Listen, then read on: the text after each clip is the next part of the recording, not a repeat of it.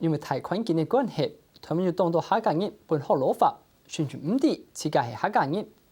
台中市主委嘅林先生，廿年前到中國去簽建，長啲原來自家係廣東鴉片行業，所以佢將簽建嘅記錄相片，嚟加速嘅宣傳講，佢要客家血統之外，也希望提供名來簽促進。可惜本期簽到雪山河橋嘅宗親，請問小姐係強下轉到豐年嘅宗祠堂，用行業來建築。殷順公、上頭、林宗義。05年前來新竹嘅宗祠用客家同祖公來並島派下出名嘅名，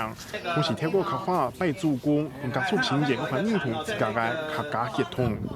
以前細漢了唔知咧，因為聽我若像你講，因為客人講做伙了無講真舒適嘅款，攏會點罵阮聽。啊，結果吼，即馬阮事後家己去了解嘅，家己都嘛是客人啦。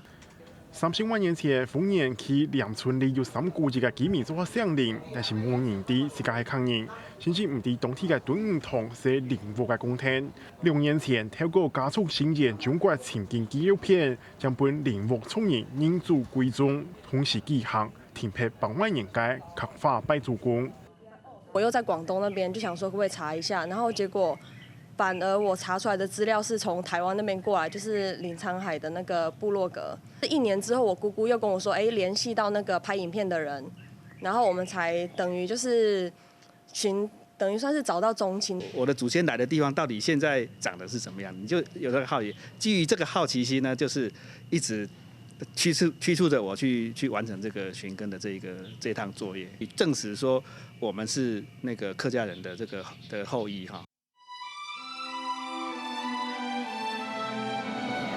提起中國前應該林聰海講，200萬年前靈物加速差唔多20萬人對中國移民到台灣，先去台中清水落腳，每下將去豐年代之後又分散各地，但係已經簽到3個字嘅重人，所以希望靈物前一公派下嘅人再同佢聯絡。2年簽名嘅時節，我邀請各地嘅加速新建，向下轉到公廳來拜祖公。客家新聞李成龍台中報道。